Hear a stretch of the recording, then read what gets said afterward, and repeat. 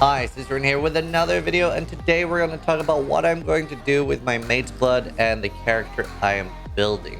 So this isn't really going to be a build guide. I might make one later on, but again, like I said, Mage's Blood. And this is not going to be a cheap character no matter what. If you're looking for something cheap, this is going to be 500 to 1000 XL plus build. So with that in mind, I died on a very strong character, and now I was like, okay, let's just finally use my Mage's Blood.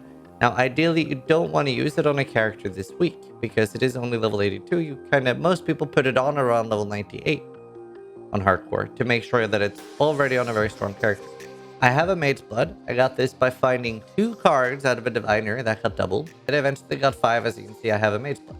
I also had found a Alberon's Warpath. And that was kind of perfect because I wanted to do this build anyway, Alberon's Warpath. And I noticed there's an extremely good player called SSS111. Well, he's one of the other people that have cleared a gauntlet. And I noticed he's literally doing a build with Replica Alberon, and he's using a Mage Blood. So I've decided to copy his build. Now, he has a lot more of a perfect build. He's playing Sentinel softcore, but he has done this on hardcore too. Now, a really cool interaction that makes this build work is Battlemage's Cry. And it's not actually exerting the attacks that is making it work. If you read the second line at the top of the green line, grants a buff which boosts critical strike chance and allows attacks to benefit from increases to spell damage. That is up to a maximum of 150%, so it's the same as wearing a crown of eyes, but I get to wear a really good helmet with crit chance and accuracy for strength. So we get max strength always, just because Warcries have infinite power. And then in turn, we get to apply strength damage bonus, applies to all spell damage as well.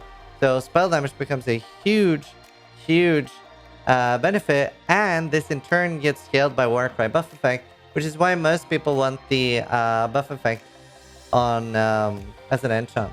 So very cool interaction. So I'll probably try to replace my chest, but I'll walk over the gear I have right now.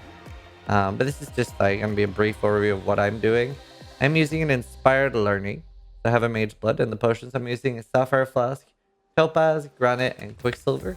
With crit chance, reduced curse effect, reduced mana cost of skills, armor, and then I have a Dying Sun. The Armor Flask is not rolled very well right now. The others are. The lowest is 68% increased effect. And that's what makes Mage Blood so good. The insane flask effect. Just see how much movement speed I'm getting just from my Quicksilver. I still need to divine a lot of my gear and stuff, but let's look over what I have so far. I haven't been able to... Also, I should bless this, but I haven't been able to get, one of the implicit ones that people are using on softcore, like spell damage per strength. I have a decent one, 22 pen. I have a really good ring. This is genuinely good, even if I was trade league. It is a percentage strength ring. So 7% strength with tier 1 or 58 strength, 16 all attributes, and 35 fire res. So great. It's got life and open prefix for the minus mana cost. My other ring is pretty good because I do need chaos res.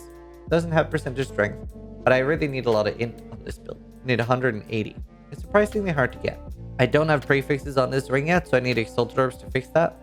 My amulet is really nice. However, I in hindsight wish I had done strength and int because I'm struggling so much on int early on. So really wish I had strength and int. That would make me not need int on this ring, and freeing up a suffix would be huge. The helmet, this is really good. However, I wish it didn't have life regen, so I will also be making a new helmet. It's not like I have the perfect enchant yet either, so that is one of the next thing I'm going to be doing. I don't really care about having elevated of the hunt, but I do want the elevated conquest. So that's one of the new things I'm going to be working on.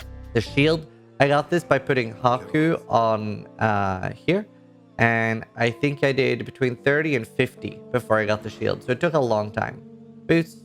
Right now I have Leech. I don't know if there's anything else I should have. I mean, regen's probably good. Or attack and cast speed. But Leech is alright for now. I can't be bothered running Uber level in this character. Let's see what else do we have. My chest is kind of bad. My gloves. They're okay. They're not great. I do want new gloves. Tools. I'm about to switch this in here, and I'm going to do Glorious Vanity of Ahuanu, get Overleech. And I sadly need this right now. On softcore, people have a chest that gives you Mage Bane. I don't have access to that. That's what we're doing so far. I can do a map real quick, just a white one. Technically, I'm safer in the harder the map is. And that's because of the inspired learning. The more rares there are, the better off I am. But I do have one more level and then I get a Slayer Overleaf. That'll be very, very big. As you can see, I just gotta be a little bit careful and not get killed like before the build fully comes online. As you can see, it is pretty decent. I don't have the craziest amount of crit, 67% with everything up. And normally I would have buffs before running into a boss, but you know, another 18 levels is gonna do wonders for this build.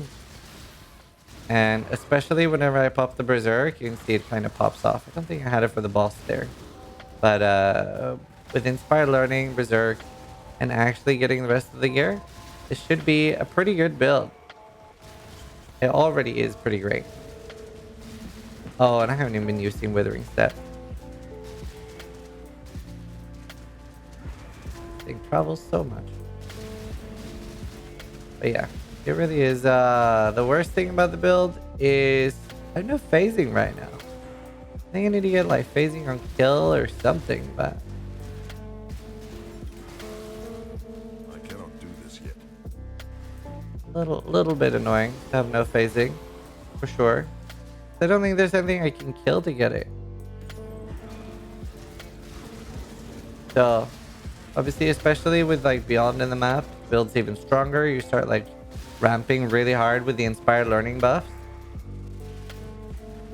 And then in Harvest, I kind of want to like just do all of them at once. You need physical, but I need this more. And this just because of the Inspired Learning buffs. And obviously, I am kind of scared at the moment.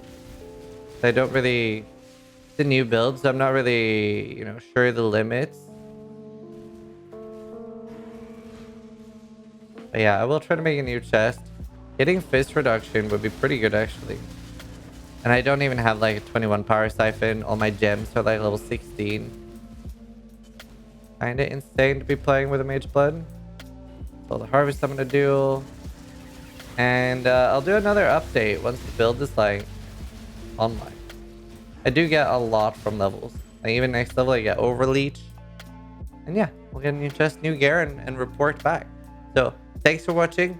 Sub if you liked the video. But more importantly, try to die less than I do.